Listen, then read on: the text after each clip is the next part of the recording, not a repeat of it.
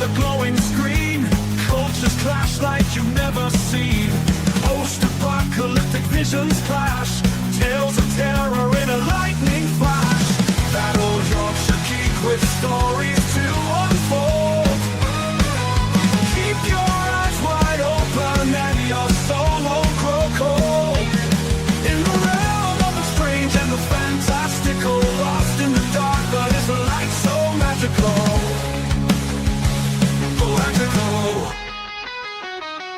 Whispers of Lovecraft in the dead of night. Spaceships, sorcery, shadow fight. Dungeons deep and castles grand.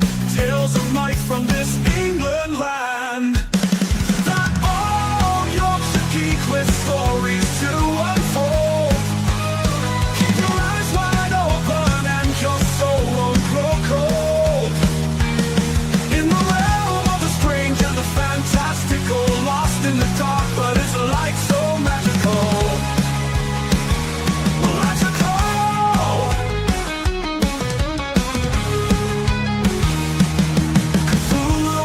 While dragons flame, hearts of heroes in the Hall of Fame.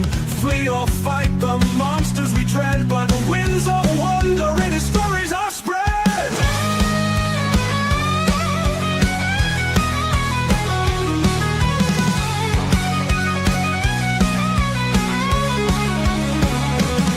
That old Yorkshire geek with stories to unfold. Keep your eyes wide open, your soul won't grow cold.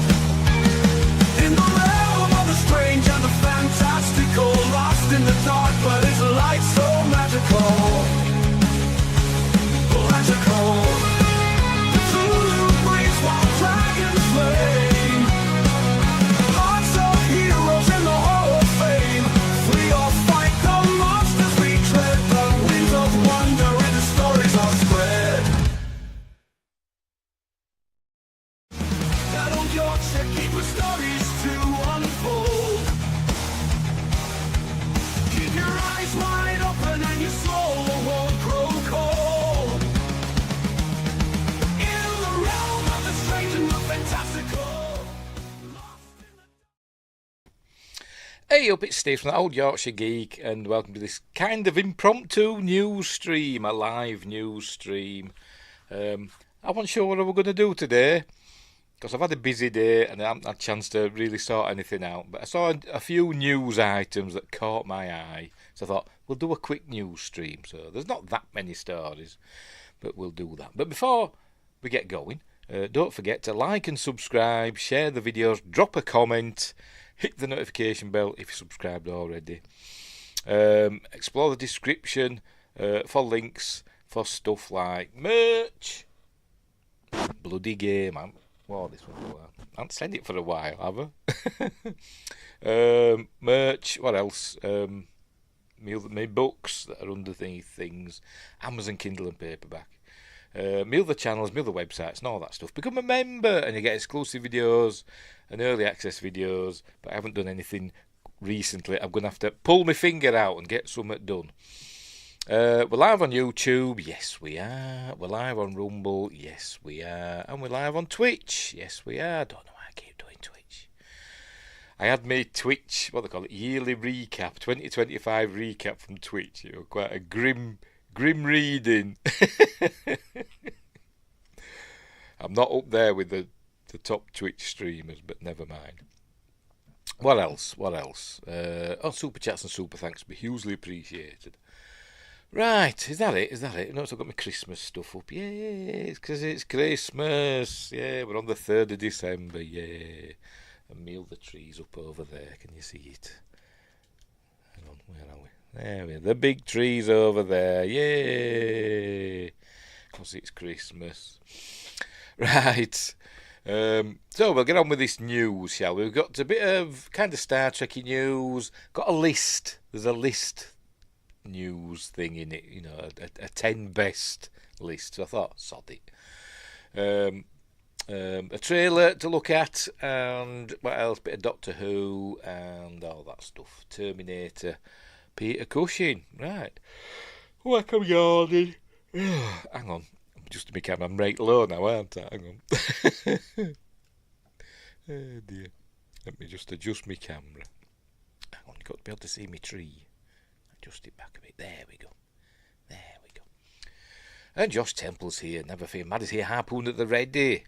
Cool. Oh, you're feeling better? You weren't feeling very well, were you, last time? So you're feeling a bit better, Josh. Right, so, news. Right, off we go. We will begin. I'm sure I've forgotten to say something. Whatever. Oh, here it is. There we go. First news item. This is from Cinema Blend. Mick Jost reporting. I don't know how you pronounce Jost. William Shatner fired off a sassy response at a fan who questioned Kirk's death in Star Trek Generations. What's that? Is that a little camera or is it a... So I don't know what it is. What does it say? It won't let me scroll. Why won't it let me scroll it? I don't know what it is. It looks cool, whatever it is. Anyway, he's not messing around. Just is still a bit under the weather, but 75%. Well, it's chicken soup. Or what I always say, tin tomatoes and loads of pepper. Anywho, Kirk's death, that's how he died. Under a bridge. He didn't die on the bridge. He died under a bridge on Veridian 3. Vorstaja Veridian. In Star Trek Generations, which I never watched that version. I've got my own version of Star Trek Generations that I've edited Kirk out completely. And it's basically just a Star Trek The Next Generation movie that goes on for about an hour and... I think it's about an hour and 20 minutes, something like that. If you cut all the Kirk bits out, you've got like about an hour and 20 minutes worth of film. And it's actually better, in my opinion. It just begins with Worf's promotion. And then we just cut out all the bits that had Kirk in. So anyway, I like it. Right, so anyway, where were we? One thing about William Shatner is that he's never afraid to offer his opinion. After rumours surfaced this year... By the way, can you read that? Is that big enough? Shall I make it bigger? It's massive on my screen, but I don't know about you. Oh, blimey, crikey. Is that big enough? After rumours surfaced this year about him returning to Star Trek, a fan asked why his character was ever killed off in the first place. Shatner wasted no time responding to a critic of his decision to participate in Generations, despite knowing how James T. Kirk died, and was pretty sassy about it. Well, we know he didn't like it because he brought him back, didn't he, in his books? Which names I'm blanking on. Ashes of Eden... The Return, and there were another one, wasn't there? I think. I've not read them. Shatner is still active on X, formerly known as Twitter. Just thought I'd throw that in, just in case. And will occasionally interact with fans who ask him various things about Star Trek. Unfortunately, one fan made the mistake of asking why the Kirk actor agreed, in quotes, agreed, to let his character be killed off in Generations, and Shatner pointed out there was little other choice for him to say otherwise. Quote, I won't do an impression because I can't do an impression of William Shatner. I can't do an impression of anybody. Don't do it. Me, Burt Lancaster's not too bad. Ha ha ha, shut your face. Anyway, I don't own my character, he says, in a Yorkshire accent, and there were two choices. Do the movie and be killed off, or don't do the movie and still be killed off. What would have been your choice? I do wonder what Star Trek Generations would be like had William Shatner walked and Captain Kirk was killed off screen. Would they do that though? Would they just change? I think they'd have just changed it. If they couldn't have got William Shatner for that, I think they'd have just changed the script, to be completely honest. But anyway, honestly do. I don't think they'd have killed him off screen. I think they would have changed it, because I don't think they'd want to kill him off screen. But anyway, perhaps there would be more time for Data to make jokes, which was my personal highlight of the movie when I saw it for the first time. Did he make any jokes? Not really. It was a bit humorous, but he didn't make. He got a joke, didn't he? Finally, after 7 years. But anyway, he did his magnetic personality thing, didn't he? That was a joke. In all seriousness, though, without Kirk's death, I'm not sure there'd be much of a reason to make this movie at all. It's more or less the most notable thing about Generations. I mean, the reason they call it generations is because it's about them passing on of the baton, so to speak, isn't it? Moving from one generation to the next. So that's why I said that I think they'd have probably called it something else, and it'd been a completely different script, in my opinion, or different-ish. Which is why Cinema Blenders ranked it the lowest on its list of best Star Trek movies. I mean, lowest on its list of Star Trek movies. Anyway, I don't know. Hang on, maybe it's not. I don't know. Let's have a look, shall we? I will do that. Right. Okay. I will share it in a minute. Just bear with me. I'm gonna see what it is. All the Star Trek movies ranked. There. So what they got then? Let's have a look. Right, number 13, Star Trek Generations. Number 12, Final Frontier. Poor Final. I think Final Frontier is maligned, unjustly maligned. I like Final Frontier. Nemesis. I like that one as well, apart from the Mad Max bit in the Dune buggy thing. I know that was because Patrick Stewart wanted it in because he likes driving. Don't listen to your bloody actors, even if they are producers. Motion picture number 10. I'm not looking at this again. I'm not looking at that again, because it's a rubbish list. Motion picture at number bloody 10. I bet Star Trek 09 and Into Darkness are a bit higher than that. Ooh, Cinema Blend. Anyway, where were we? William Shatner. Sorry, I'm snotting. William Shatner wasn't going to turn down an opportunity to play James T. Kirk, and it's not like he's really jumped at any chance to play the character in a live-action series or movie since then. There were rumours he was going to appear in the finale of Enterprise, wasn't there? And I think, wasn't he willing to do it? But it never happened, did it? Excuse me, sorry. I've blown my nose, and I'm still snotty. Sorry. Maybe I'm catching a cold. I don't know. Maybe I've got what Josh Temple's got. I hope not. Somehow the virus has come through the computer screen. Anyway, I would wager that at the time he was more or less okay with being written off, as his complaints mainly stem from the execution of how the death happened, not Kirk's actual death. I don't know, because he brought him back, didn't he? So it must have been the fact that he died that he didn't like, because he brought him back.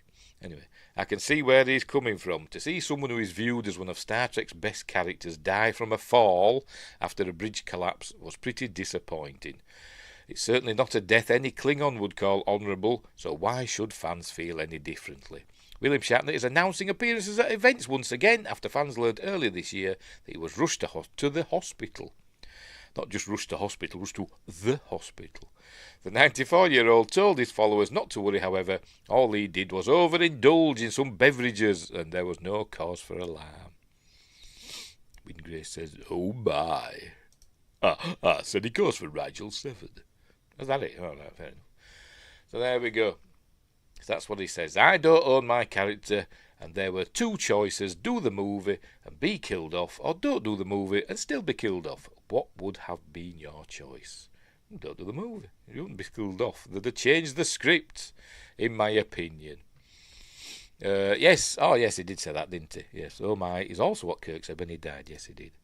Yes. Takei stole. The day player stole it. Anywho, so there we go. So that's William Shatner. In a nutshell, I suppose. Right, moving on. What's the next? We're sticking with Star Trek. The next one is I forgot what to do. Oh, here we go. Don't know what I'm doing. Hey, there it is. The 10 best villain ships in Star Trek ranked by Lucy Owens. This is from comicbook.com.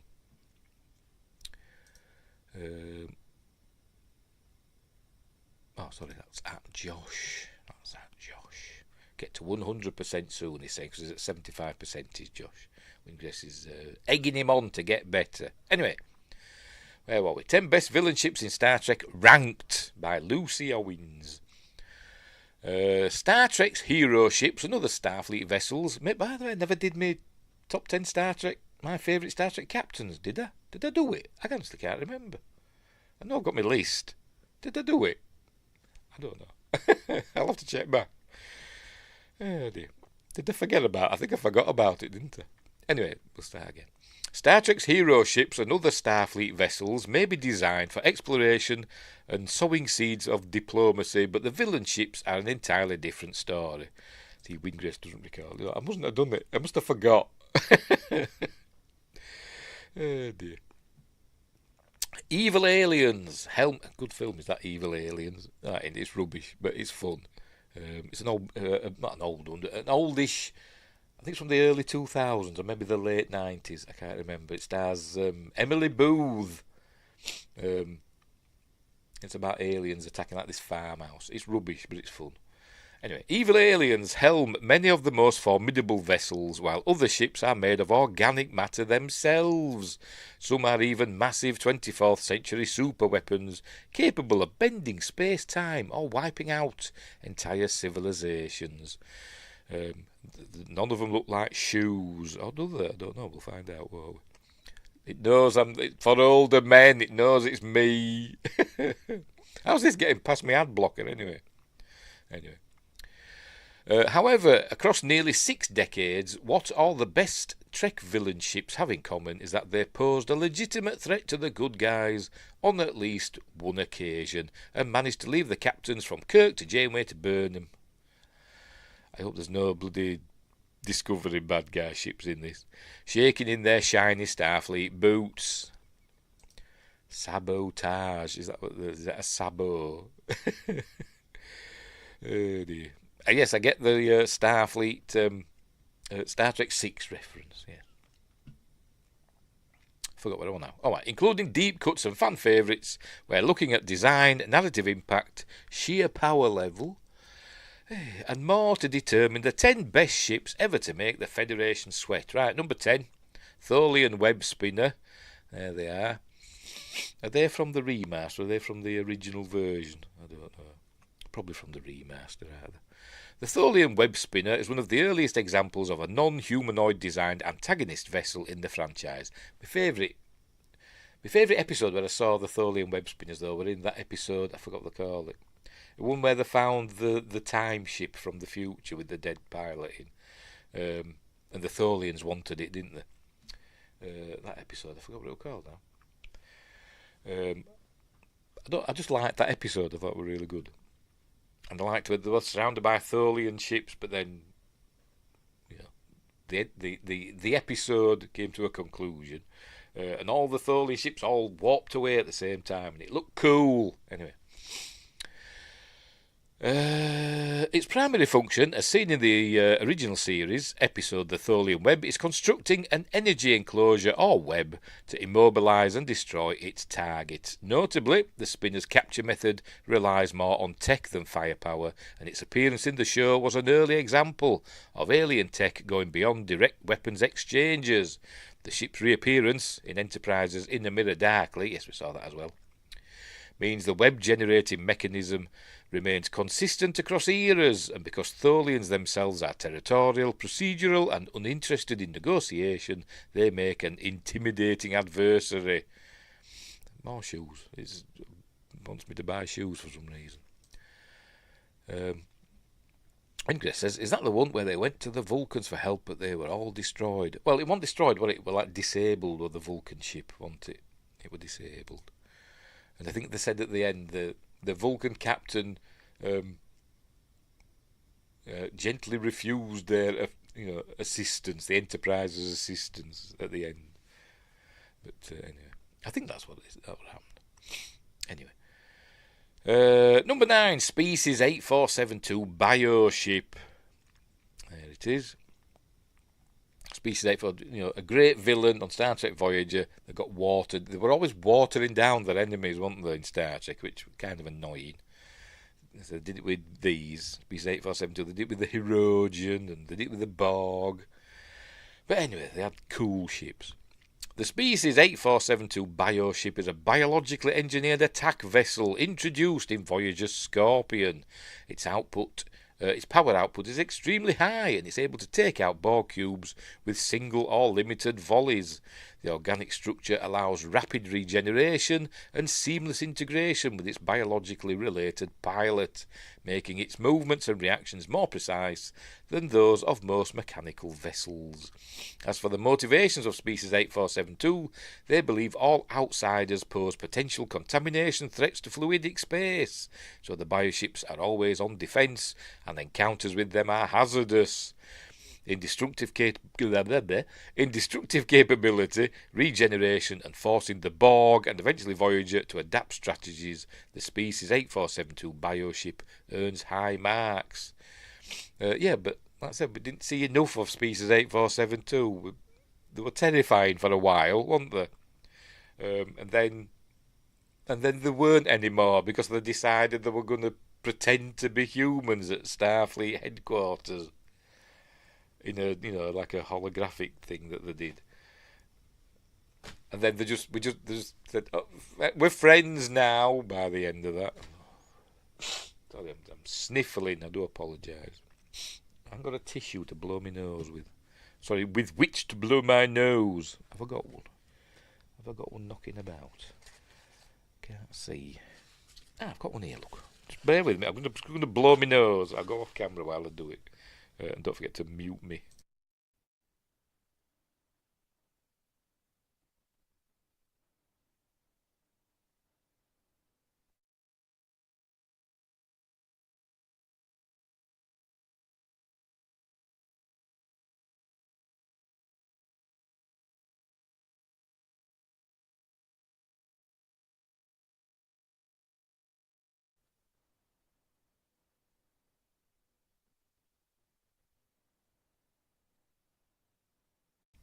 Right, can you hear me now? Can you hear me now?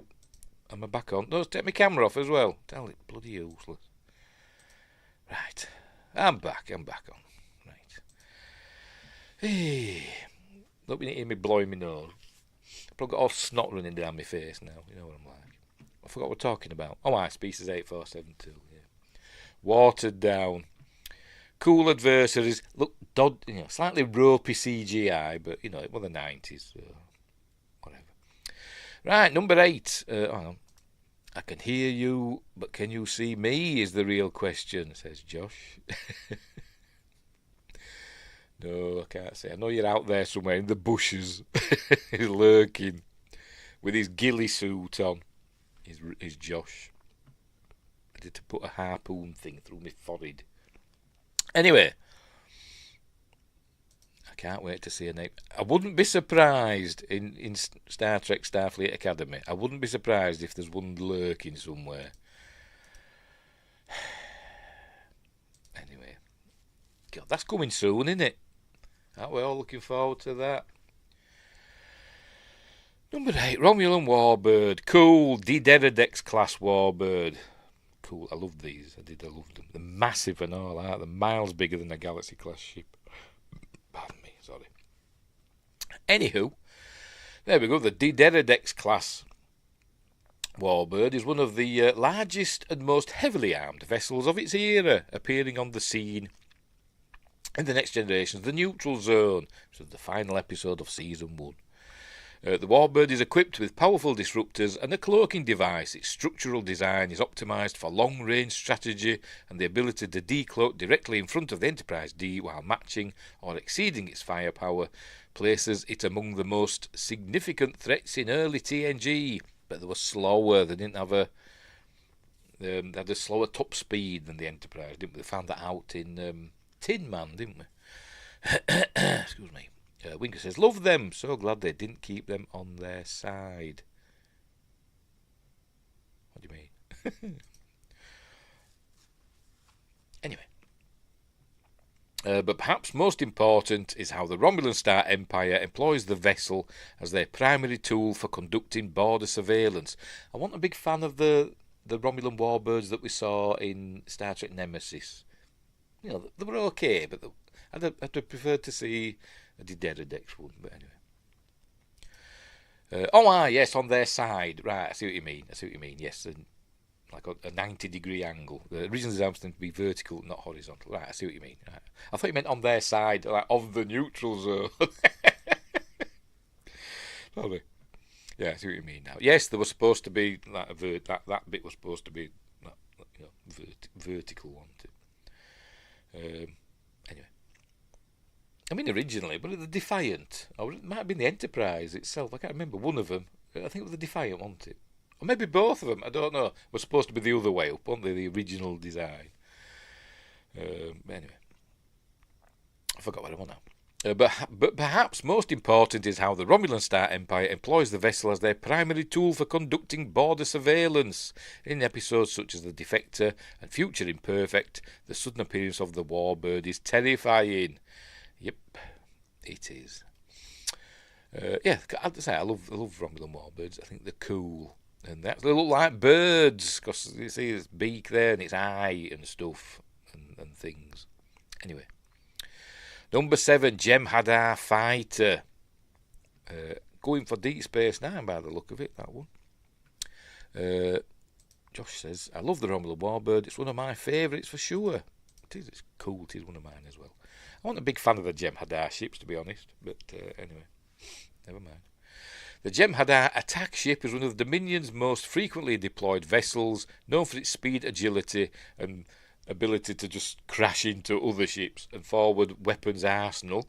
It's clear in DS9 episodes such as the Jem'Hadar and The Search that the ships are capable of overwhelming larger Federation vessels via precisely coordinated strikes.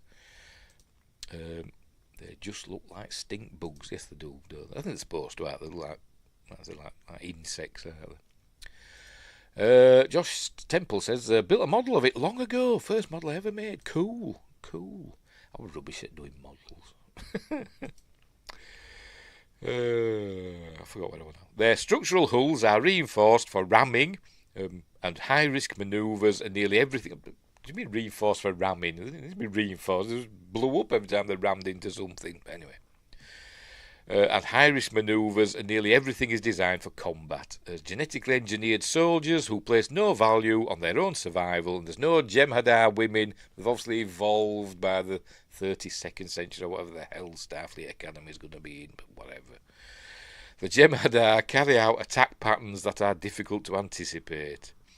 Not to mention they benefit from Dominion Ketracel White supply lines, consistent performance across the Dominion war arc, numerical superiority, and their operators' doctrine of self-sacrifice and relentless offence earn them a place on this list, but they're still lost. And the Ferengi Marauder, yes, they were cool as well. Didn't see enough of those, in my opinion. Not enough Ferengi Marauders, they were cool. But anyway. Wingret says, I'm about 92% certain they mentioned a great doctor named Bashir gave us genetic freedom, or whatever. That what they're going to say in Starfleet Academy. Wish we had more episodes from Inside a Marauder, would have been great. Yes, that's it. We didn't see enough Ferengi Marauders, did we? In fact, I can't remember.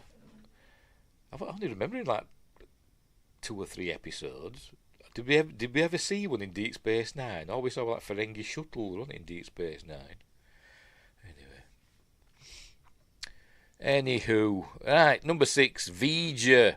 There it is. There's the V'ger ship that we didn't actually see very well in the original version of the motion picture, but in the special edition, director's cut, whatever it's called, director's special edition, we saw it, didn't we? They did a CG version of it, and it's cool.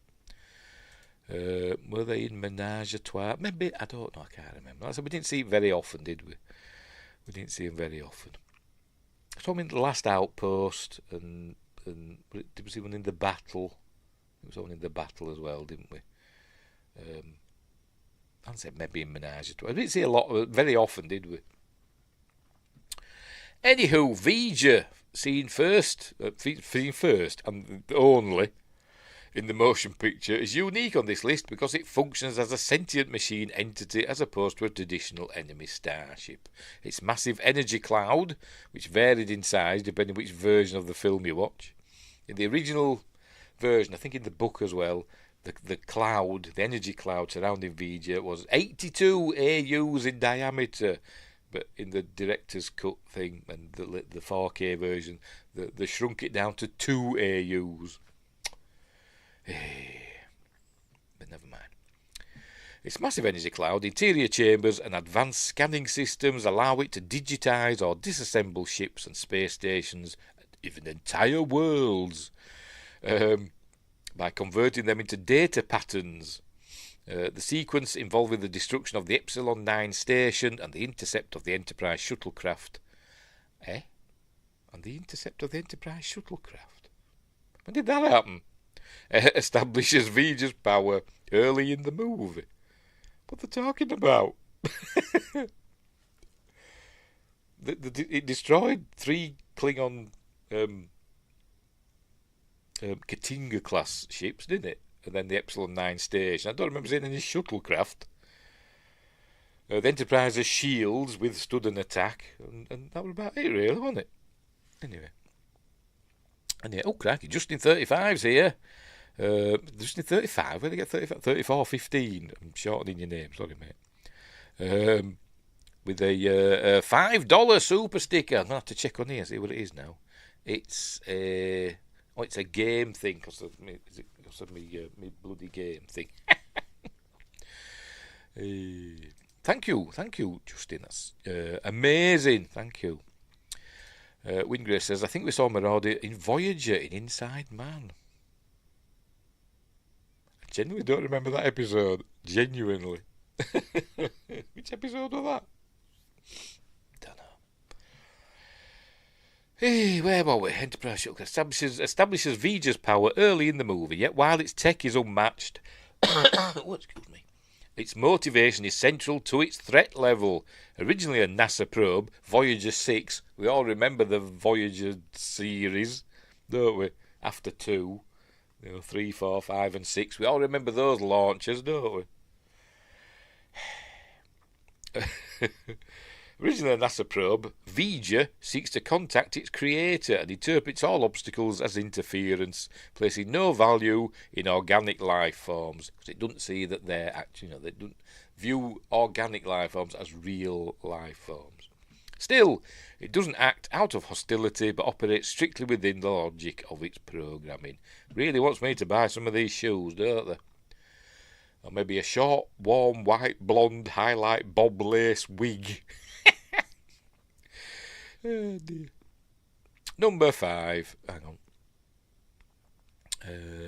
Justin says, hello everyone, hello Win Grace, gave you a 5 spot. Oh, yes, you did. Thank you very much. That's hugely appreciated. Thank you. Thank you very much. Win Grace, fake Barclay tried to steal Seven's probes through a deadly interspatial flexure or something. Can't remember that one. Honestly, I'm sure I'll get round to it. They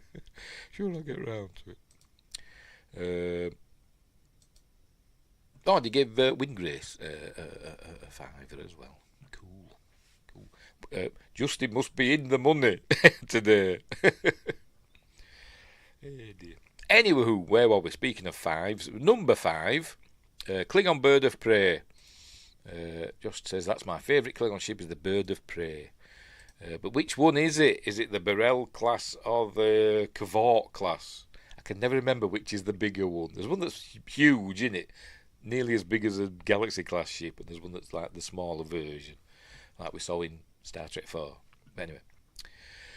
The Klingon Bird of Prey is one of the most versatile antagonist ships appearing across multiple films and series. In Star Trek 3, The Search for Spock, Krug's Bird of Prey demonstrates both the mobility and weapon strength of the class, destroying the Grissom and even severely damaging the Enterprise. What makes the Bird of Prey so powerful is its adaptability. Don't forget that the Enterprise were like, it wasn't in tip-top condition, was it, at that time. The Klingon Empire can employ the bird for reconnaissance, border enforcement, or even direct combat. Its size allows it, if it's the smaller version, its size allows it to maneuver in ways the larger ships cannot, and the cloaking tech repeatedly forces Starfleet to develop last-minute countermeasures. I mean, they kind of got round it now, and they just do a tachyon detection grid. Justin says Cavort is Cavort the bigger one, right? Fair enough. its long-term relevance across the Trek canon solidifies its position in the top 5. It'd have been higher for me, to be honest. It would have been higher. I wouldn't have had the Reliant at number 5. I wouldn't have had the Reliant at all in this ship. Can't blame the ship. But anyway. USS Reliant becomes a villain ship after being captured by Khan in Star Trek II, The Wrath of Khan. As we say in the UK, the Wrath of Khan. As a Miranda-class starship, it carries equipment comparable to that of the Enterprise, including phasers and photon torpedoes. I once saw, I can't remember an article or a video on YouTube that they showed that the Miranda class has a larger internal area than a Constitution class. But anyway. The ambush in the Mutara sector is a great example of the Reliant's effectiveness, as Khan uses its familiar Federation design to mask his nefarious intentions until the first shots are fired. Yes, because Kirk gets caught with his trousers down. Windgrace is the only SF Starfleet ship I would count is maybe the Vengeance, but I hate it, so no, yes. Anything JJ don't count.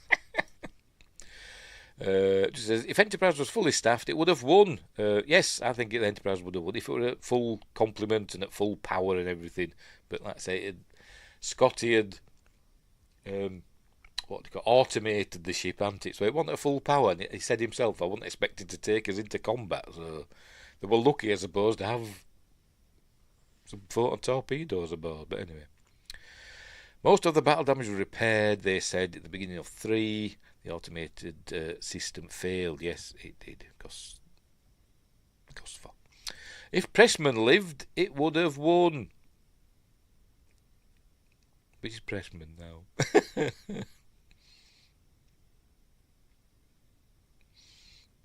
Well, Pressman, Scotty's nephew. Was that Pressman? I can't believe it. I thought it was Preston. Peter Preston. Is that what I'm thinking of? Whatever. Anyway. When you said Pressman, I was thinking of the Admiral. Well, that Pressman from the Pegasus. Anyway, I don't know. Scotty's nephew we carried dead to the bridge. I thought that was Peter Preston. I don't know. Anyway, yes, it was sad when the Enterprise went. But anyway, we're talking about the Reliant. I forgot where I was now. Having studied Starfleet operations extensively, Khan also uses the Reliant as a means of anticipating Kirk's reactions. In the Nebula, I still not got round to listening to the rest of Khan, by the way. You know, Star Trek Khan, the audio play. I forgot all about it. I listened to the first episode. Am I right, Preston? Crikey. See, even Justin agrees with me. It's a wonder for me to remember something, isn't it? But anyway. I think Pressman was the Pegasus chap, wasn't he? Was he? I think he was. And apparently the Khan audio changes everything. I've still not got round to listening to it. I gave up after 2. That's how I gave up after 1. I forgot all about it. Anywho. In the Nebula, where reduced visibility and damage sensors force both ships into line-of-sight combat, we're faced with just how evenly matched the vessels are. The Reliant earns its place on this list because it transforms a standard Federation starship into one of the most tactically impactful antagonistic forces in the franchise. Yeah, I suppose so, but I still won't put it in the list because it's a Starfleet ship. So, the antagonist was the captain of that ship, but anyway, whatever. The ship itself isn't the villain, is it? I suppose you could say that about any of them, really. So. Anywho, number 3, the Scimitar from Nemesis. The Scimitar, featured in Nemesis, is a Riemann-built warship designed for max offense capability. Put maximum. Its specs include dozens of disruptor banks, torpedo launchers, a multi-layered cloak, and reinforced wings. One of its most notable features is its ability to fire all weapons while remaining cloaked. Do you think the Romulans stole the technology from the Klingons? You know, the General Chang's prototype bird of prey? I wonder. giving it a steep advantage in the opening engagement with the Enterprise E. Not damage sensors. The nebula made them not work. Did it say damage sensors? I wasn't paying attention what I was reading. Yes, and damage sensors. Reduced visibility and damage sensors. Yes, it didn't damage them, did it? It just interfered with them, didn't it? No, those lights made Reliant a baddie. Those lights.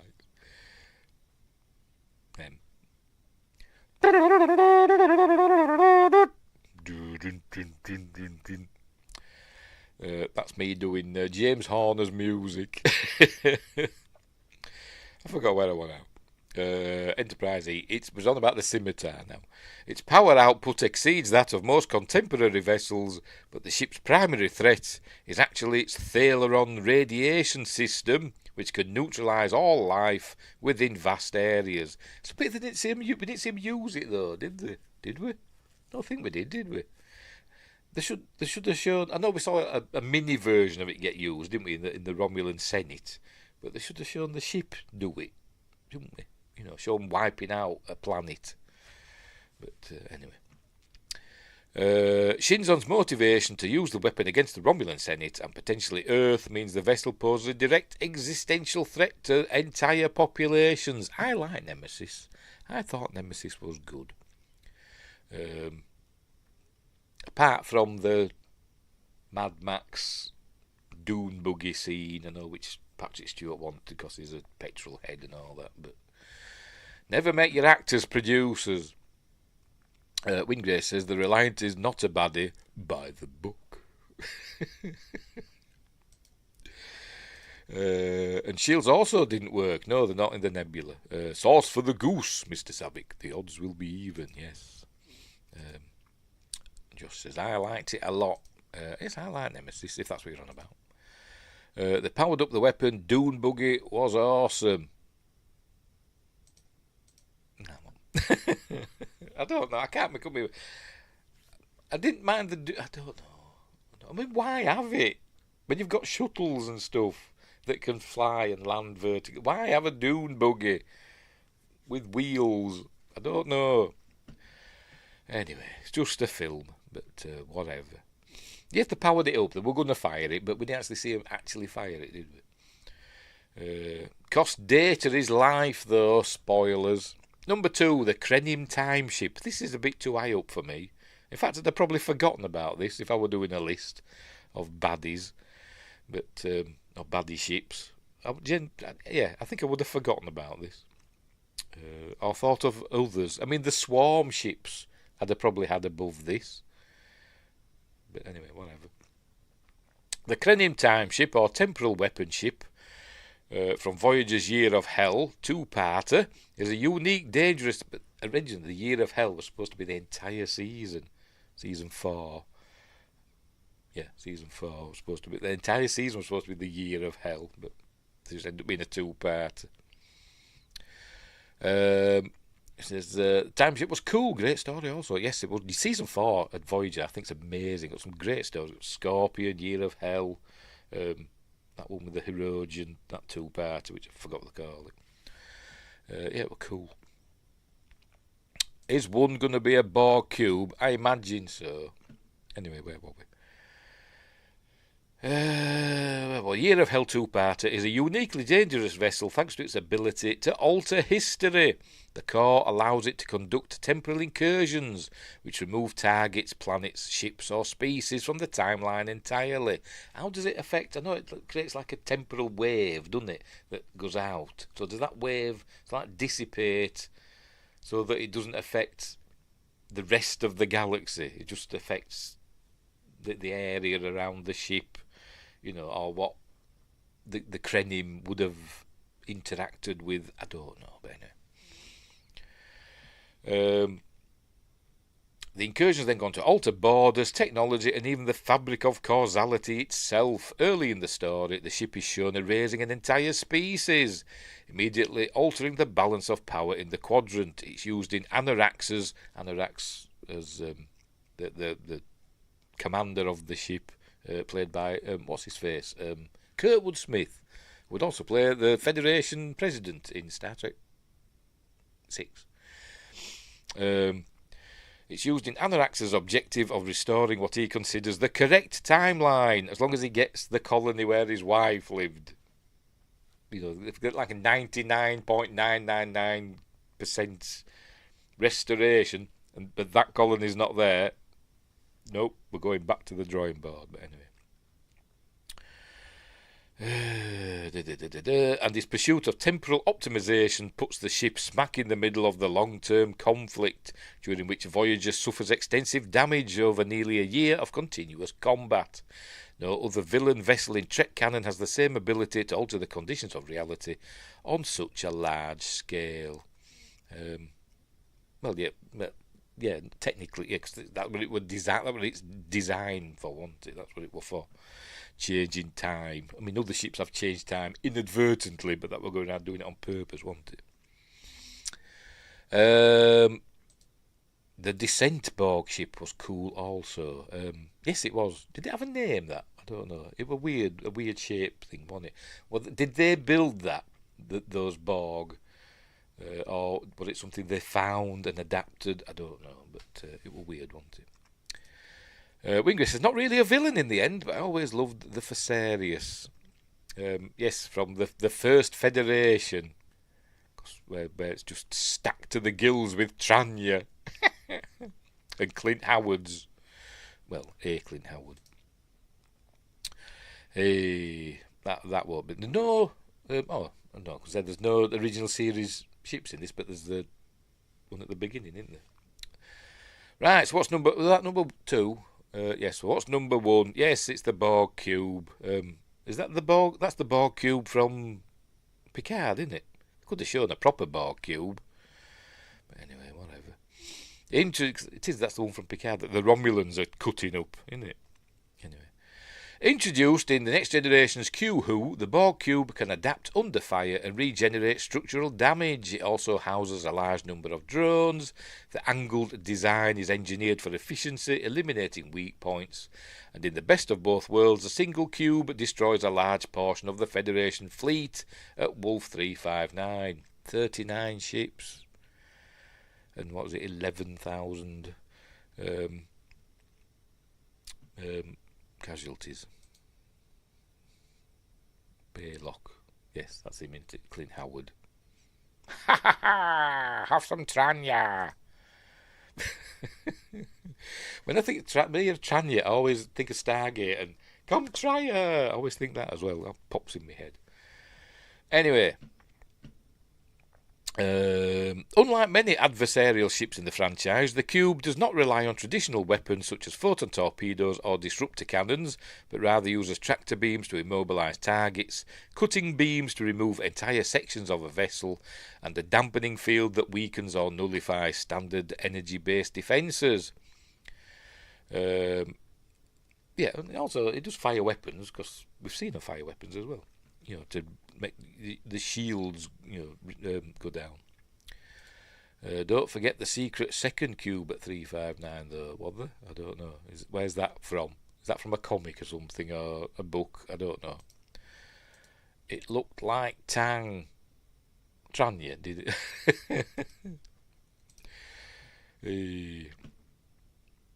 It looked like, Tang. I'm trying to think of the British version. I can't think of anything off the top of my head now. Like mango juice or something like that, wasn't it? But anyway. That stuff. What in there?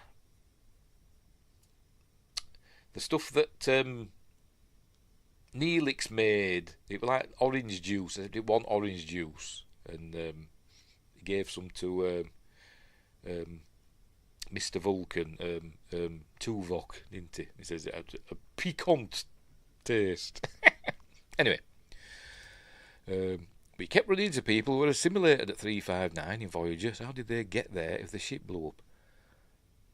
That's true, yes. Yes, because in Voyager, in Unity, yes, they came across some people that have been assimilated. Maybe some of the maybe their escape pods went out. You're thinking too linearly. That's what the Borg Queen, because she was there, wasn't she? And she survived. And she said to Picard, "You always think so linearly," or something like that. I don't know. I don't know. Maybe they had a sphere and they all escaped. Some of them escaped in a sphere when we weren't looking. I'm sure it might be. Will it be mentioned like on somewhere in Memory Alpha or something, or Memory Beta? Or the transporter they had in Picard. I don't know. Anyway, where were we? The Cube's motivation is that of the Borg Collective to acquire technology and individuals for assimilation. The consistent Borg threat in First Contact and several Voyager arcs shows us how the Cubes remain effective even when travelling far from Borg territory. It's easily the most persistent and most iconic villain ship in the franchise. Yes, because when a Borg cube shows up, you know you're in trouble. And in Voyager's Scorpion, what were it? 15 Borg ships show up and like, ah! Anyway. The transporter they had in Picard came from the race in Voyager who would not let us use their... Oh, yes, that were it. Yes. Use their tech. But them aliens that the Equinox crew tried to get that tech as well, didn't they? I'm sure they mentioned it, I think. Seskron 2 stole it, but it didn't work on the ship, yes. They had to destroy it, didn't they? They had the Queen transport that could be many light years away. Maybe they've been to the JJ verse and got that transporter. Scotty's transwarp transport, whatever the hell it's called. Maybe they'd got that from the JJ verse. Don't know. But anyway, there we go. Yes. So I agree with that. Number one is the Borg Cube, obviously. I'm not sure they had some of the others in there. I wouldn't have had the Krenium Timeship at number 2. I don't know what I'd have had at number 2. I'd have had... We've got the Klingon Bird of Prey, but what about the Romulan Bird of Prey? I know they had the Romulan Warbird. What about the Klingon Vorcha class attack cruiser? What about them? Or the Katinga class, or the D7? D7. Might they in there? Loads of baddie ships. But I suppose they're going for ones that had the biggest impact. I'd say the Scimitar could wipe out all life on the planet. But I suppose even the Enterprise could, or a Klingon ship could, because they did, in the episode The Chase, a Klingon ship just wiped out all life on that planet, didn't they? So they couldn't get the clue, the DNA clue for Professor Galen's discovery. Luckily, there were no... It was just plants and stuff that they wiped out, but they still wiped everything out, didn't they? So, anyway. There's a universe where the Borg assimilated Porthos. I imagine there is. What was the whole list? Asked Justin. We'll go through it then. We'll go through it in reverse order from number 1. Number 1, the Borg Cube. Number 2, the Krenium Time Ship. I don't remember it looking like that, to be honest. It looks a bit funky. It doesn't look like it did in the. I thought. I don't know. It looked more blue. I'm sure it did. Anyway, whatever. The Scimitar was at number 3. At number 4, the Reliant. At number 5, the Klingon Bird of Prey. Take your pick, Burrell or the other one. Kvort. Can never remember it. Number 6, Vija. Looking for its Kirk units. Number 7, the Jem'Hadar Fighter. I wouldn't have had that in, to be honest. But anyway. Number 8, Romulan Warbird. Yes, I'd have had that because I like them. Number 9, Species 8472 Bioship. Yeah, I suppose, because they blew up a planet, didn't they? And number 10, was the Tholian Web Spinner. Probably wouldn't have included that. They're cool, but I probably wouldn't have included it. Even though I do like them. I mean, what about Suliban. I forgot what they call them now. Them Suliban ships. What do they call them now? I'm thinking that pod. They want pod ships. I can't remember what they call them now, but they all could all join together. Didn't it look more like Babylon 5 in the show? It did look like a Babylon 5 ship, didn't it? A couple of these pics like they came from Star Trek Online, not the show. Maybe they did. Yes, Doomsday Machine. Yes, why isn't that in there? Why isn't that in there? That was terrifying. That's it. Cell ships. Suliban cell ships. That's it. There were all those blooming Zindi, all them Zindi ships. They battered the Enterprise, didn't they? NX-01. But it was on the list, but not anymore. Yes, whatever happened to the Suliban? Don't know.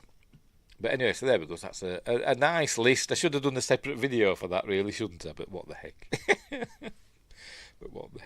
Put in the comments what your 10 best villain ships in Star Trek would have been. I will try and think of a list for me. But yeah, there's some in there that I wouldn't have included. I wouldn't have included V'ger either, to be honest.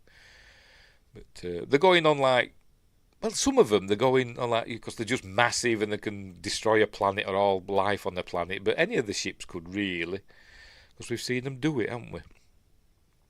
But anyway, but the animated series had some crazy ships they could have added. Yeah, there was that one. I think was it in first episode or whatever, that weird ship. That was a weird one, wasn't it?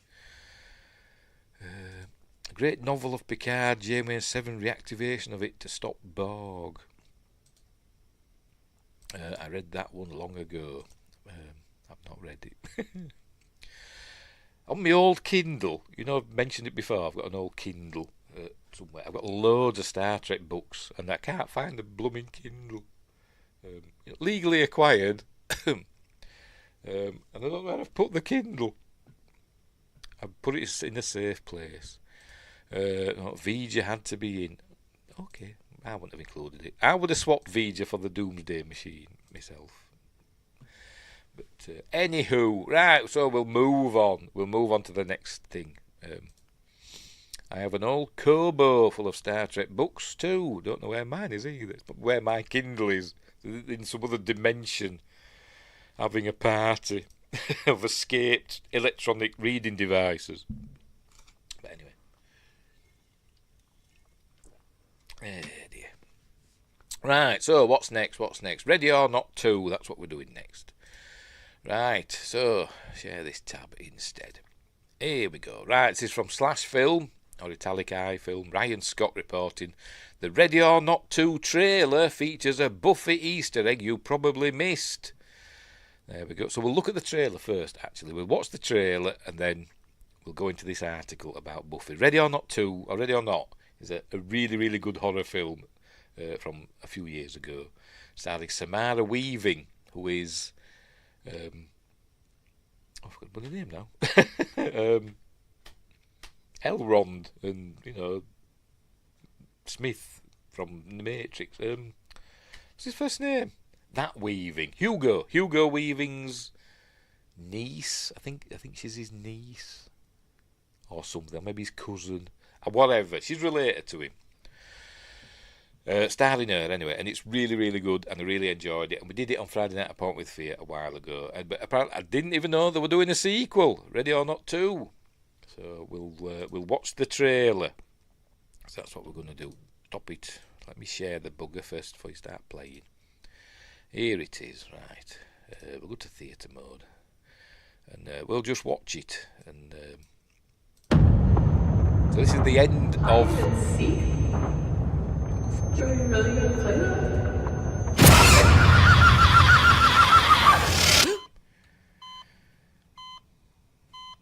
Thank God it's over.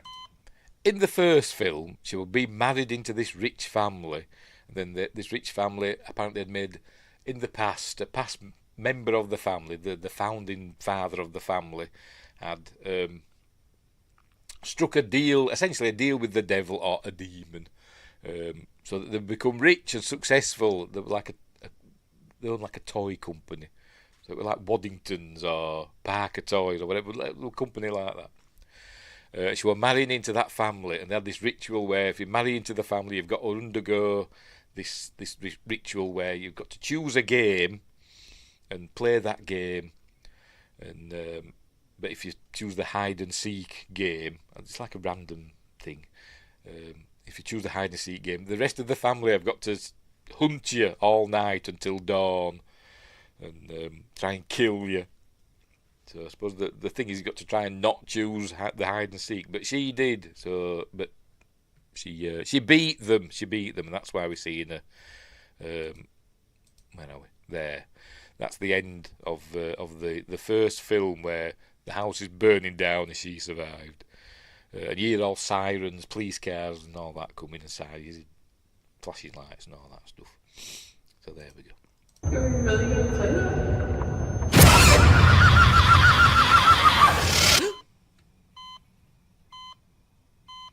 Thank God it's over.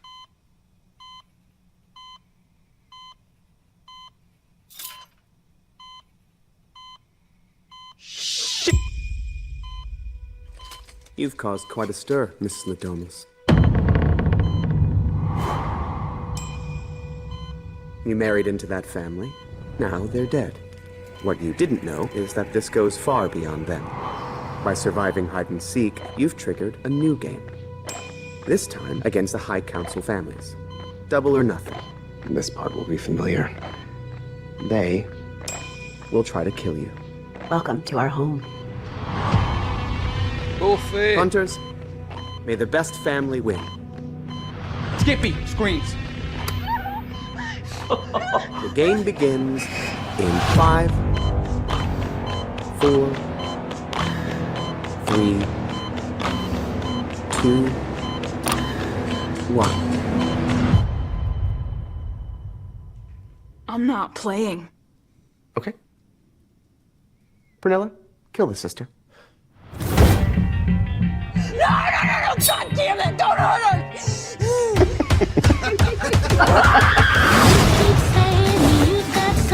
Whoever wins runs everything. Everything? The world. Better pause it. Bloody music, eh? Make sure we're not going to get a copyright strike. I'll carry on in a moment. Justin says, I'm not sold on the Buffy reboot. Yeah, well, we'll see, won't we? They did more seasons in the comic that was okay. Angel had seasons also in the comics. No, I'm out on that part too. Stupid. I don't think they ever mentioned a council or something in the first film, did they? But anyway. Anywho, it's not round 2. Can't believe you dragged me into this shit. Yeah. It's exciting. Well, exciting for me. It's terrifying for you. Clear. Pause it again just in case. Because you never know. You never know. I think it looks okay so far. So we've got Elijah Wood in it and Sarah Michelle Gellar.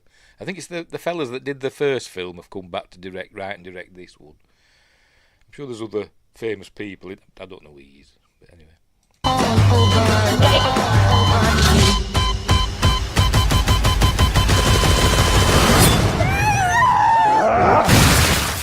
That kind of spoils it, doesn't it? Because we know that if they don't get you by dawn, they blow up, and he's just blown up as they call him now Kevin. Is it Kevin? Him? What's his name now? Is it Kevin? He was in Stargate, wasn't he? He played one of the gold in that. There's been loads of other stuff. I'm sure it begins with K, but I can't remember him anyway.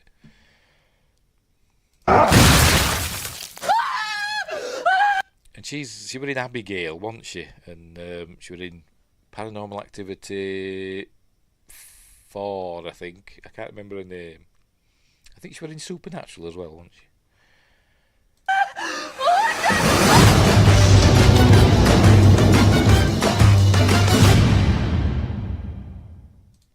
think that looks like fun. Kevin Durand, that's the fella, thank you. I'm sure there's new rules also. Nah, they've ruined it. Justin's not impressed. Anyway, back to the article. Right, so Ready or Not 2 trailer features a Buffy Easter egg. You probably missed. Is it where she's getting her with the steak? Don't know. Says Ryan Scott. There she's Sarah Michelle Gellar. Right, directors Matt Bettinelli-Olpin and Tyler Gillette are getting the band back together, or rather the sole surviving member of 2019's Ready or Not, namely Samara Weaving's Grace, for another round of deadly games in the form of next year's Ready or Not 2, Here I Come. We finally got our first proper look at the sequel thanks to the first trailer dropping online, with the film once again putting Grace in peril, fighting for her life. This time, and also her sister as well, this time she'll be duking it out with Sarah Michelle Gellar, known best for her work in Buffy the Vampire Slayer, and it looks like she brought a bit of Buffy Summers with her for this one. Don't be sorry, mate. If you don't like the look of it, you don't like the look of it. It's fine. I think it looks good, but we'll see. The trailer for Ready or Not 2, which you can watch right here, which we just have done, reveals that Grace is going to have to compete... Oh, God, blimey. I'm just burping, aren't I? Compete against an even more powerful group of rich folks, along with her estranged sister, played by Catherine Newton, Abigail and Freaky. Around the 1 minute 48 mark of the trailer, we see Grace battling with Gellar's character named Ursula. She gets the better of Grace, flipping her onto the ground with precision before stabbing her with a stake-like object. Buffy the Vampire Slayer fans will instantly recognise this fighting style, not to mention this stabbing technique, as classic Buffy stuff. This was undoubtedly not an accident. Rather, it was surely an intentional nod to the beloved TV series, which Gellar is still famous for starring in, despite Buffy having ended its 7-season run more than 20 years ago, but it's coming back. It's fun that Gellar was clearly game to play along, serving up a fun little nod to the past. Sorry, my eye was drawn down to Anthea Turner and Samantha Fox. Remember her, British people? Sarah Michelle Gellar is in fighting shape for Ready or Not 2. She's got good teeth.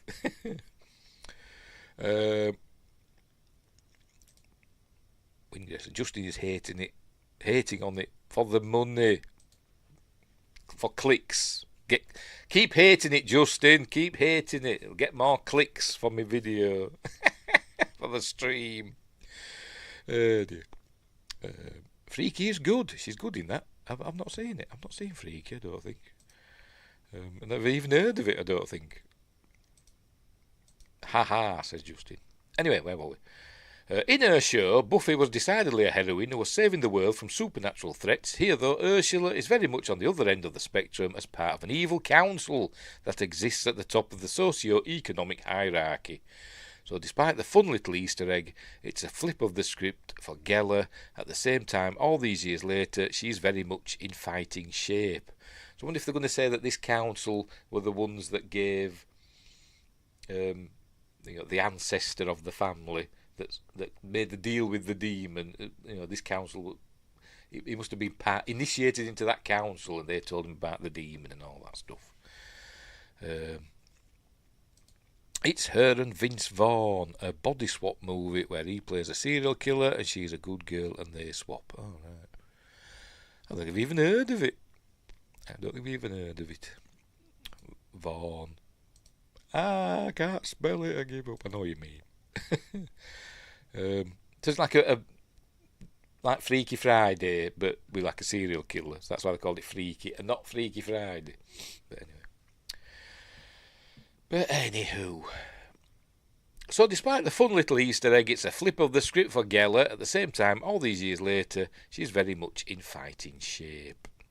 That's good to know, seeing as Gellar will be doing even more fighting in the not-too-distant future. The actress, call her an actress, is reprising her role in the forthcoming Buffy the Vampire Slayer sequel/reboot series, which is coming to Hulu. So it'll be Disney Plus everywhere else in the world.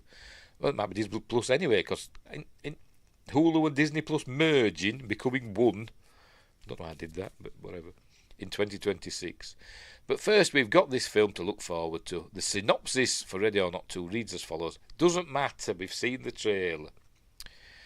Geller isn't the only horror legend to lend her skills to the movie, with The Fly and Scanners director David Cronenberg also starring. I didn't see him in the trailer. I'll have to go through it again. The cast further includes Sean Hatosy, Animal Kingdom, never heard of him. Nestor Carbonell. I might ring a bell, but I'm not sure. The name seems familiar, but I can't place it. The Morning Show, which I've not seen. Don't know, never heard of it. Elijah Wood, Lord of the Rings, Kevin Durant, Abigail, Olivia Cheng, don't know, Warrior, Varun Saranga, Winona Earp, which I've not seen, and Daniel Byrne, The Institute, no, don't know any of them. He was in it for like 2 seconds, I didn't even notice him. We can say, I hate that, Hulu was always my favourite streaming service. Yeah, I'm sure I saw somewhere that Disney's wanted to merge with Hulu, Disney Plus. Nestor, it's from Bates Motel and Dark Knight. That might be where I know the name from. Because I like Bates Motel. I thought that were good. Oh, I played the sheriff or whatever, didn't he? Yes. Played the sheriff. Ready or Not 2, Here I Come, hits theatres on April 10th, 2026. I want to find David Cronenberg in this trailer now. Sorry, I'm just going to see if I can see him. Because he'd be knocking on now, won't he? Where is he?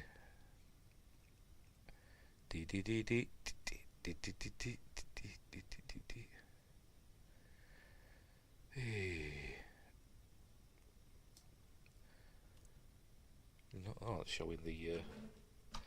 Sorry, I'm just going through the trailer. Sorry. I'll share this tab. Right. I'm not playing it. I'm just going through it. See if you can see him. Because I missed him. That's from the first film. That's Elijah Wood. I don't see David Cronenberg there. Man, he looks like Sean Levy, doesn't he?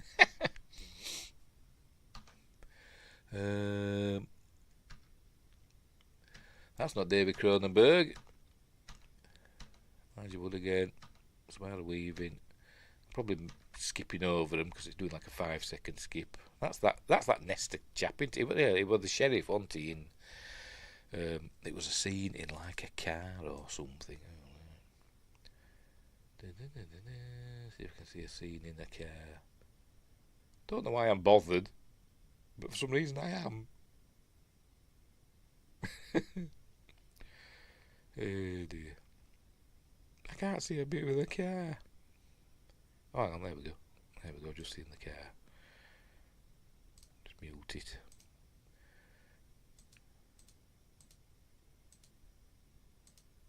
I didn't see him there. That's the only car I've noticed.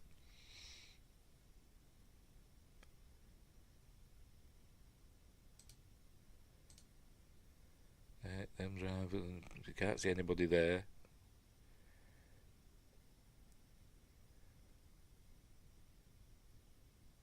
Whatever. Oh, he might be here somewhere. No, I still can't see him there either. I mean, that's not David Cronenberg, is it? Unless he's had a lot of work done. But anyway.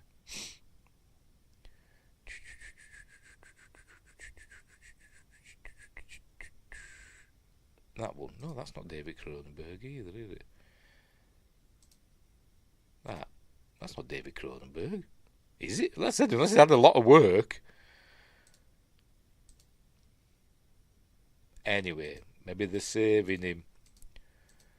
I never noticed. Oh, there he is. Just landed on him magically. There he is. There's David Cronenberg. So they're not lying. Right, so anyway, I'm looking forward to that. Ready or Not 2, because I really like the first one. One of my favourite films of that year, whenever it came out. I really liked it. Yes, there you go. Yes.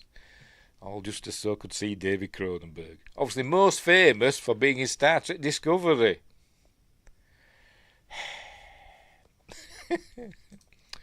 Anywho, right, next up, Doctor Who's next.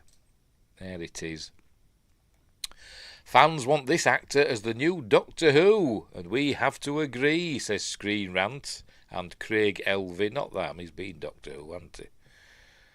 My name is Daniels. Oh dear. Okay, Doctor Who's regeneration line used to be a simple thing, but ever since David Tennant grew a clone of himself, things have gone a little wonky. We've had meta-crisis doctors, we don't talk about doctors, timeless child doctors, recycle old-faced doctors, bi-generating doctors, and after Doctor Who's season 15's ending, companion cosplay doctors.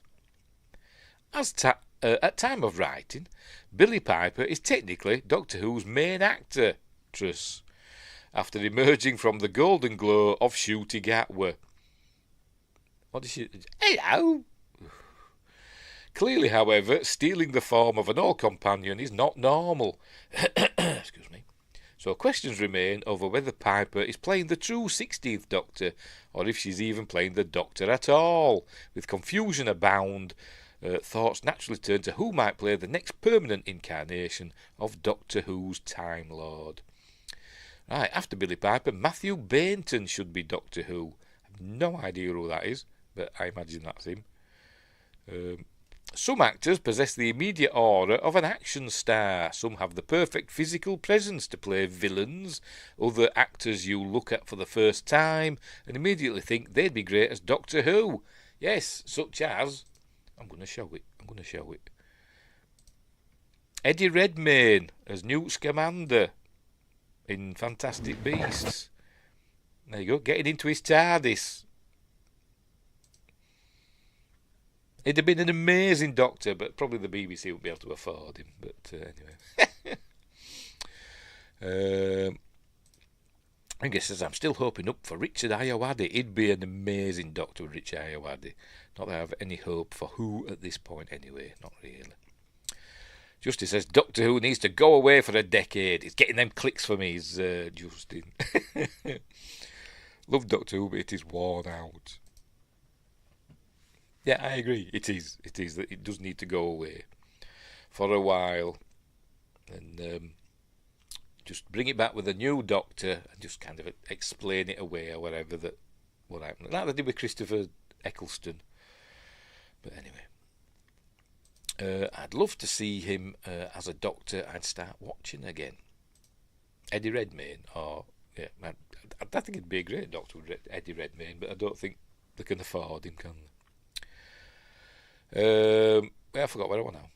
Matthew Bainton is one such actor. Best known for Ghosts, which I've not seen, Bainton's highest profile releases have come as part of the Them There comedy troupe, with a canon that includes Horrible Histories, Yonderland, Bill and Ghosts, the last of which has gone to receive a hugely successful US adaptation. I've not seen either. Principally a comic actor, it seems obvious that Bainton would have no trouble portraying the lighter side of the Doctor, infusing his iteration with amusing quirks, social awkwardness, and physical hilarity. All of that is very much on display in Bainton's most successful projects. But they've got to be able to be serious when they need to be. No, across his career, however, Matthew Bainton has also developed a knack for period roles, both comedic and dramatic. Wingrace says Timothy Chalamet will be a Hollywood-made Doctor in mid-2026. Is that a toygnostication?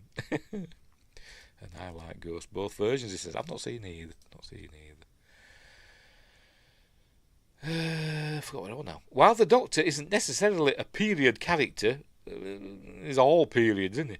Many incarnations have revelled in that old-fashioned Victorian vibe. I used to like the old TARDIS, when that looked kind of Victorian. I'm on about classic Doctor Who now. Tom Baker era. I think when Tom Baker was with Leela, that in the TARDIS, they were kind of all wood panelling and all that. I like that TARDIS.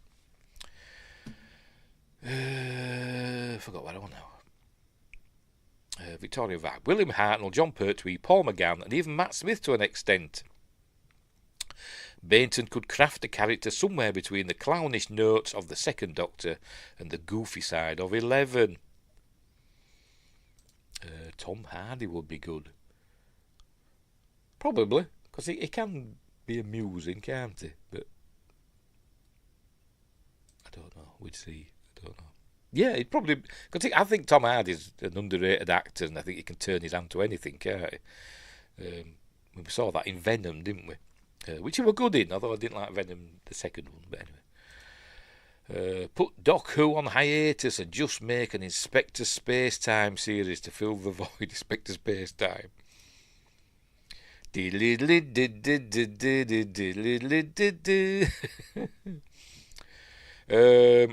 Of course, a good Doctor Who needs more than laughs and joviality. They must feel comfortable carrying big, meaty monologues and at times possess the gravitas of an emperor. Fortunately, Matthew Bainton's talents, they're egging him up, aren't they? Go beyond comedy. His role as a murderer in A Good Girl's Guide to Murder felt secretive and guarded. Nothing like the Doctor, but a demonstration of the actor's dramatic nous, nonetheless. Meanwhile, a dual performance as twins Ariel and Jamie in You, Me and the Apocalypse highlighted Bainton's versatility. It's bold, as he switched between amusing and intense. I've not seen any of these. There she is. Oh, hello!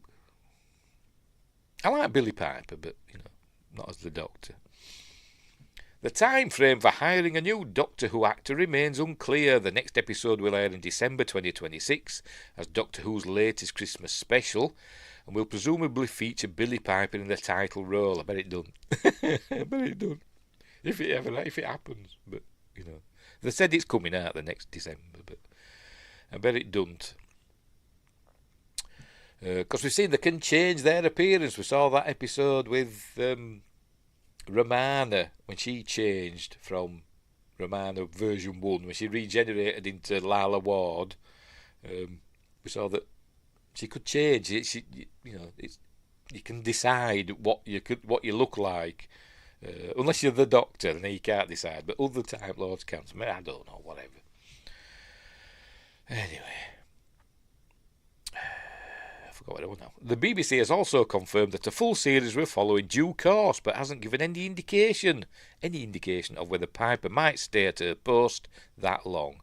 Given her history as Rose Tyler, it seems improbable that Billy Piper would play the Doctor long term. I mean, it's not going to be Rose. She's going to be the Doctor just with Rose Tyler's face. It's like Colin Baker when he became the Doctor. We'd seen him previously in. As another Time Lord, wasn't he? Like a sort of Time Lord soldier or something, I can't remember. An officer. We'd seen him. And Peter Capaldi, he'd been in that Pompeii one, that Pompeii episode. So, whatever. Yes, he does. The Doctor needs to regenerate into an episode 200 furling. Or a Wookiee. Or a Dalek. Anyway. I would do a series on the Master and have each week the baddie wins. Says Justin. The Doctor Who After Dark. Anyway. Where were we? More likely she'll keep the seat warm over Christmas before handing her sonic screwdriver to a full-time replacement. As such, the earliest we could see a new Doctor, Bainton or otherwise, would be the end of 2026's Doctor Who Christmas special, after Piper regenerates, assuming it's a normal regeneration. I don't think it will be. I don't think she'll be the Doctor. I think they'll do something. But anyway. With over a year to go, Russell T Davies and the BBC have enough time to cast the new Doctor and plan their next steps, and with Bainton already familiar to the corporation after the BBC aired both Horrible Histories and Ghosts, he'd only be one phone call away from the Doctor Who gig. Is that it? Yeah, I've never heard of him. But get Eddie Redmayne in. Or Tom Hardy. Justin wants Tom Hardy as the Doctor. He'd be punching him. All the aliens and Cybermen and Daleks and Zygons, just punching them all. But yeah, so there we go. So I've got one looking at Screen Rant. Want Matthew Bainton, who I've never heard of, but he looks the part, I suppose. Got a handsome, chiselled fella, but I bet they won't go. They won't go for that. Not if Russell T Davies is in charge. He'll want another, effeminate chap, I imagine. Probably somebody he fancies. 'Cause I think Shooty Gatwa got the role. Because he's a good actor, but I think he got the role basically because I think Russell T Davies fancied him. But anyway, Windgrace says, I heard the rumour his tenant will come back and come back together with her and de-by-generate into whoever is next. Possibly so. De-by-generate. That merge David Tennant and Billy Piper into some hideous Gary Busey creature. Oh dear. So there we go. So that's that. That's Doctor Who. Crave Elvitt at Screen Rant wants some bloke I've never heard of. Anywho, get Matt Smith back. Is he doing out? I think they got David Tennant back. Get Matt Smith back. Or Christopher Eccleston, but he wouldn't come back, would he? Anywho, let's move on. Another article to look at. Stick me Screen Rant, actually. But I'm pressing the wrong button. There we go. Terminator 7 script update shared by James Cameron, says Ryan Northrup. But before we get to there, Windgrace says Eccleston said he would be back if they sack RTD. Yes, and some of the other, Julie Gardner and basically Bad Wolf. He don't want anything to do with Bad Wolf, does he? No 10. It should only come back as the 10. That was the double. Yeah. I mean, he's knocking about, isn't he? He's knocking about in retirement with his TARDIS parked in that garden. Matt Smith is one of the 4 finalists to play something. I can't remember what. Let me go look. All right. It's going to be in. Is he going to be in is he in that Sean Levy Star Wars film? Really, this time? Because then he was supposed to be in Rise of Palpatine, wasn't he? But he won't. I think he's going to be in a Star Wars film, isn't it? I'm sure he is. Anywho, Terminator. While Windgrace goes off and looks for that. Hang on. Oh, Brainiac in the Superman sequel. All right. That might not happen. But anyway. Because, is it Netflix or Paramount that's going to buy it? I don't with the Arabs. But anyway, who knows? Who knows what's going to happen to Warner Brothers? 71 billion, wasn't it? I think Paramount have put on the table, 100% cash. They'll just go in with I mean, what would $71 billion look like in cash? Don't know. Anyway, Terminator. A new update has arrived for Terminator 7 with James Cameron teasing a renewed focus on the movie's script. Following the lacklustre performance of Terminator Dark Fate, lacklustre, that's putting it mildly, isn't it, in 2019, I've got to admit, I kind of like all the Terminator films in their own way. I know, some are better than others, and the latest ones haven't been that good, but I found them watchable, even though they're kind of annoying. Pardon me. Even Dark Fate, and the beginning part of Dark Fate is just indescribably bad. Anyway, the future of the sci-fi franchise has been uncertain, but Cameron revealed last year that he had started writing a new instalment. Cameron has since revealed that he has faced challenges during the writing process due to rapid advancements in AI. So what's that got to do with it? But now he tells IO9, is that how you say it? I don't know. There's a link anyway. By the way, links for all these articles are in the description. I forgot to mention that. That Terminator 7 is about to receive his full attention, though the director is currently in the midst of a major press cycle for Avatar Fire and Ash, which is, I don't know, it looks like one of these films that you either love or hate from these reviews I've seen.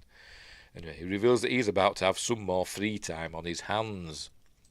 Justin says, oh no, more James Cameron ruined it. He gave Dark Fate his blessing, didn't he? I mean, he was involved, wasn't he? I don't think he wrote it, but he was involved with it, wasn't he? With the writing. Anyway, quote, I'll have some time to write and to consider my next projects and the order in which I do them, and so on, once we're done with the marketing on this in a month or so. What about all these other Avatar stuff that he was doing? I thought he was just doing Avatar until he retired. Does this mean he's not going to do another Avatar film? Has Disney put the kibosh on it? I've got a stack of notes this thick, holds fingers about 3 inches apart. But, what, at arm's length? I don't want to. Which is how I start all my scripts on what I want to do with the new Terminator film. I'm going to pour myself into that as a writer. Right. Terminator 7 then could be about to make some major progress early next year, but Cameron cautions that technological advancements are still making writing sci-fi quite challenging.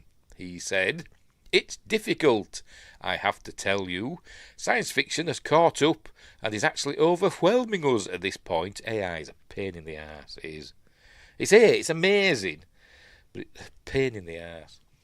We're living in a science fiction world and we're literally having to deal with problems that in the past only existed in science fiction books and movies.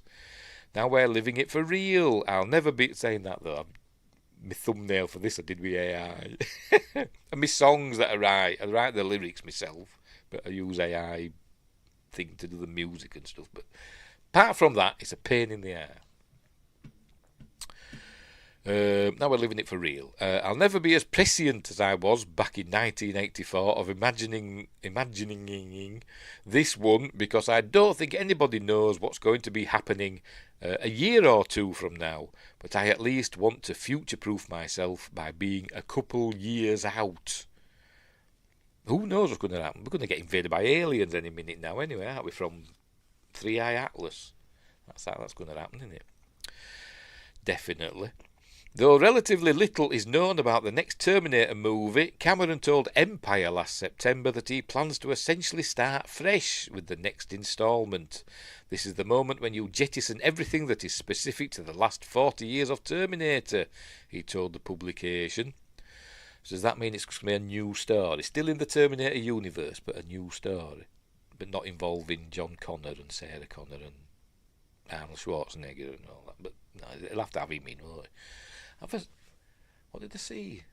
Oh no, but I saw a thing today about Arnold Schwarzenegger maybe in appearing in a sequel or whatever, the next film from Dan Trachtenberg for the Predator thing. But anyway, there he is. Is that in Dark Fate or is that in Genesis? I don't know. Justin says, I like some of the AI, but super intelligent AI need not go that far. We don't want AI. I think a lot of companies are using AI to do for decision making and all that, and we don't want it for that. YouTube's using it, isn't it, for copyright stuff. It's using AI to decide what videos are breaking copyright, and that's not right. It should have a person. It won't be a movie of Terminator, it will be a biopic at the rate we go. Yes, it will. It'll just be it'll be a live stream. Anywho, so a return from Sarah Connor and Arnold Schwarzenegger's T-800. When did it become a T-800? Well, I think when it Terminator took. Remember the first Terminator? It was Cyberdyne Systems Model 101, and then suddenly it became a T-800. What happened? I don't know. It's seemingly off the table. With that franchise iconography left behind, Cameron explains that that leaves powerless main characters essentially fighting for their lives, who get no support from existing power structures and have to circumvent them but somehow maintain a moral compass. He then adds, and then you throw AI into the mix. So, I don't know, is he talking about Terminator Salvation, which I think is probably the best, one of the better of the franchise. I really like Terminator Salvation. Anyway. It says the Matrix is where we are headed. We'll all be plugged into a pod, used as batteries. Whatever comes next for the Terminator franchise then will be a departure from what's come before. This isn't particularly surprising, given Dark Fate significantly underperformed at the box office. It wasn't that good, despite bringing back Linda Hamilton as Sarah Connor and Schwarzenegger as the T-800, who was a drapist or something like that, he said, didn't it? These legendary characters just don't have the same meaning to younger audiences who may not be familiar with Cameron's original 1984 film.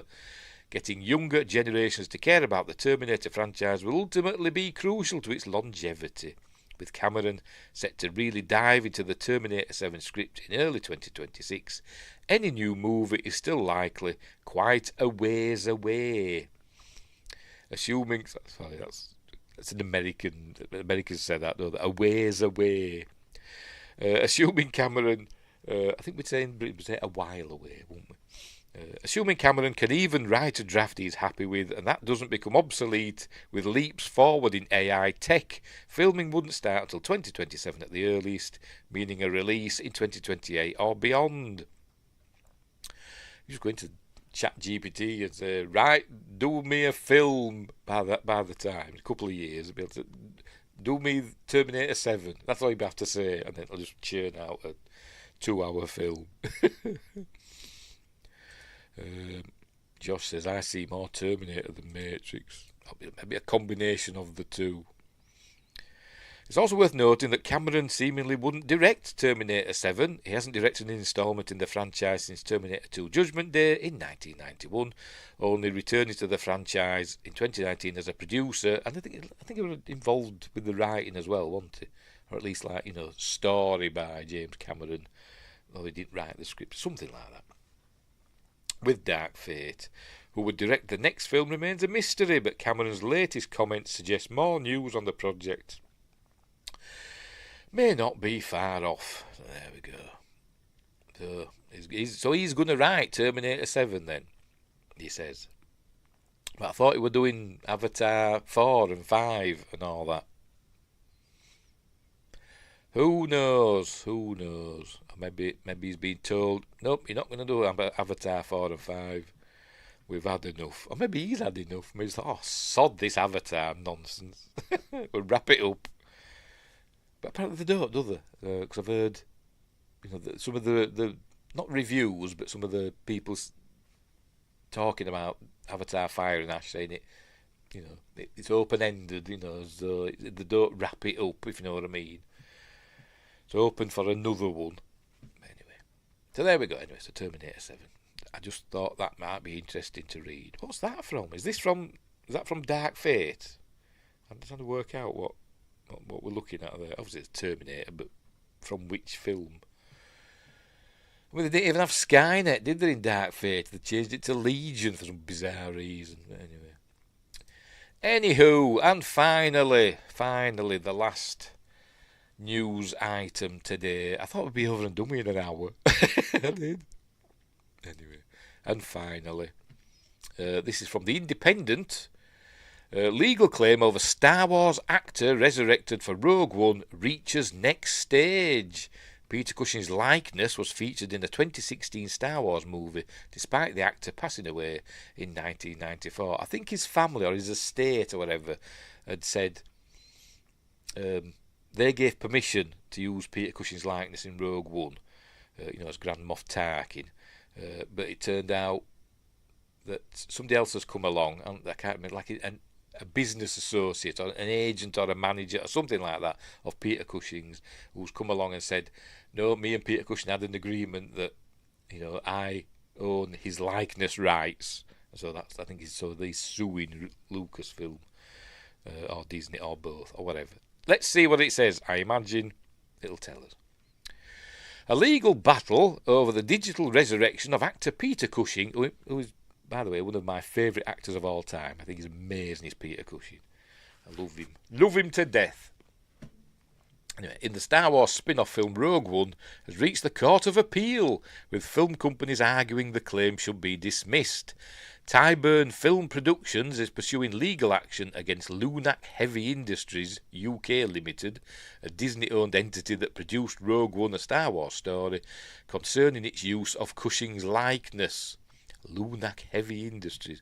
I mean, no wonder films never make any money these days, because they're all made by all these different fake companies, aren't they? Cushing, renowned for his portrayal of Imperial Commander Grand Moff Tarkin in 1977's Star Wars, and we'll just leave it at that, passed away in 1994. Justin says, should not be allowed. I'd say if the estate of the family give permission, then I don't know, fair enough, but anyway. I forgot what I want now. Passed away in 1994. However, his character was brought back to the screen in the 2016 film through advanced special effects, following an agreement between Lunac and the executors of Cushing's estate in 2016. Tyburn initiated legal proceedings in 2019 against Lunac and Lucasfilm, the studio behind the original Star Wars saga, alleging unjust enrichment from the use of Cushing's image in Rogue One without their consent. The company asserts that it entered into a letter agreement, so they must have, documentation, with Cushing in 1993, which it claims prohibited the reproduction of his appearance via special effects without Tyburn's explicit permission. Lunac and Lucasfilm contest this claim, having previously informed the High Court that they believe no such permission was required under the terms of Cushing's original contract for A New Hope. So buried somewhere in Peter Cushing's contract for A New Hope, there's a thing probably somewhere that says, paragraph, section 194,000, paragraph 82, Lucasfilm and any other entity that may buy Lucasfilm in the future, and all its assets, has the right to use Peter Cushing's, I don't think that's something legalese, to use Peter Cushing's likeness in any future Star Wars project. It must have something like that, maybe, but anyway. Two previous judicial rulings have rejected attempts by Lunac and Lucasfilm to have the case thrown out before a full trial. So, like I said, Tyburn must have some documentation to back up their claim. The company subsequently escalated the matter to the Court of Appeal on Wednesday. Justin says, if the family is getting paid and well, okay with it, but corporate, no. So this is a battle of... It's just lawyers, isn't it, going to war rather than families. Edmund Cullen, KC, representing the defendant companies, submitted in written arguments that Tyburn's case was legally unsustainable. KC, a few years ago it had been QC, Queen's Counsel, but it's King's Counsel now, isn't it? I keep forgetting we've got a king. Was legally unsustainable and beyond any plausible argument. He stated, a case such as the present does not involve any enrichment of the appellants at the claimant's expense. In court, Mr. Cullen elaborated, Cushing's executors have not given us anything that the claimant had some contractual entitlement to. That's legalese, I'm baffled by it. The claimant was not contractually entitled to the licence we were granted. Mr. Cullen further contended that while both the 1993 and 2016 agreements broadly concerned the right to resurrect Peter Cushing, they were not coordinated. Whatever that means. Rogue One, which garnered 2 Academy Award nominations, was the highest grossing production in the UK in 2016, according to the British Film Institute. Cushing, who died from cancer at 81, was digitally recreated in the film by altering the appearance of actor Guy Henry.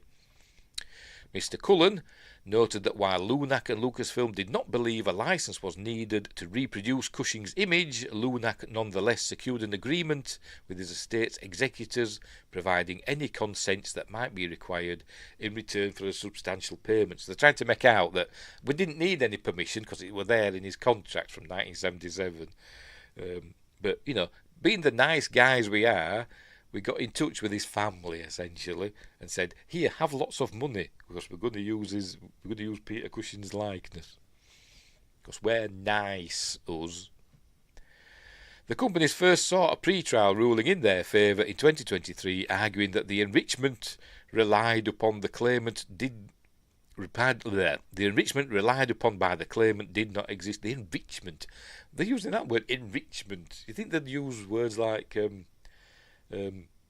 remuneration and stuff like that, wouldn't they? But enrichment. Anyway.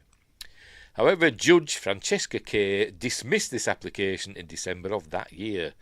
Deputy High Court Judge Tom Mitchison King's Counsel, then rejected an appeal against Judge Kay's decision in September last year. God, it's going on a bit, is this, isn't it? The 1977 contract was most likely pictures and stock footage, not digital. There'll be some legalese in there, won't there? Probably. You use his likeness in any format that has yet to be invented. There'll be a what do they say in that bad news? Something like what right now?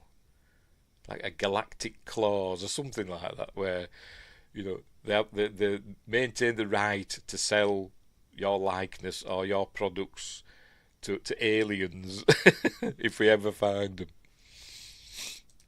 them. That's why they gave money. A good lawyer would argue that. I imagine they have, because say it's going to the Court of Appeal. As I said, they've probably got good documentation as Tyburn. Anywho, in his ruling, Judge Mitchison, while far from persuaded that Tyburn would ultimately succeed, concluded that the case was not unarguable and necessitated a full factual inquiry. In written submissions for Wednesday's hearing, Tom Moody Stewart, KC, representing Tyburn, asserted that the company's rights were unique and of substantial value, and that justice requires a trial of the claim. It's going to cost them a lot of money, and whoever loses this is going to cost them a lot of money. I mean, obviously Disney's got that money, but has Tyburn, we've never heard of. There used to be a Tyburn Films, didn't there? Back in the 70s. Did they do films like Blood on Satan's Claw and that? I think they did. Peter Cushing wasn't in that. Anyway. I forgot what it was. He maintained that in 1993, Tyburn and Cushing agreed that neither would permit Cushing's participation in any film or programme where Mr. Cushing appears, either in whole or in part, without Tyburn's consent, which it was entitled to withhold in its absolute discretion. Mr. Moody Stewart also stated that Cushing agreed his beneficiaries and executors would be bound by the letter agreement, which granted Tyburn the right to be the first to resurrect Mr. Cushing by way of visual effects. He argued the clear intent of the parties was that the respondent would be permitted to go first in resurrecting Mr. Cushing, and that Mr. Cushing or the estate would actively prevent others from doing the same. Mr. Moody Stewart concluded, if there is any doubt as to what exactly the rights granted to the respondent entail, then that militates in favour of allowing the claim to go to trial where such matters can be determined in the round. The hearing, presided over by Lady Chief Justice Baroness Carr, Lord Justice Burse and Lord Burse, sounds like somebody from Star Wars, doesn't it? Burse, a bounty hunter, and Lord Justice Zaccaroli, cool names, is scheduled to conclude on Wednesday. It's today. So I wonder what the maybe we'll find something tomorrow. When was this then? Oh, this was today. Maybe they'll find something tomorrow. I don't know. But yes, I agree. They will pay him off. Disney will just, we can't be bothered. Just give him £1 million or $1 million or whatever. Just to make them go away. That's what they'll do. So keep an eye on that and see what happens. Actually, I'm going to refresh this page and see if there's an update, because you never know. No, 1628. No update, unless it's down at the bottom. Where are you? No, nothing down there. Never mind, I will keep an eye on it. Or, more likely, I'll forget. Right, so, there we go. So that was the last news article. That was the last thing, so there we go. Right, so we'll leave it there. We're all done and dusted. Yay! For an impromptu news stream that I wasn't expecting to do. I've gone on for nearly 2 hours. I blame that 10 best ships, 10 best villain ships, which I should have done a separate video for, but never mind. Right, so we'll leave it there. So thanks, Justin, for your $5 super sticker, which was a gaming controller. So thanks for that. And thanks Win Grace and Josh Temple for keeping me company and keeping me on my toes. Did anybody else pop in? Because I do miss people because I'm stupid. I'm a big dopey dope. No, I can't see anybody. Anywho, let's go look at Rumble quick. Make sure there's nobody done a message on Rumble. No, they haven't. And they haven't even had a stream boo on Twitch. Anywho, right, so we'll leave it there. We will leave it there.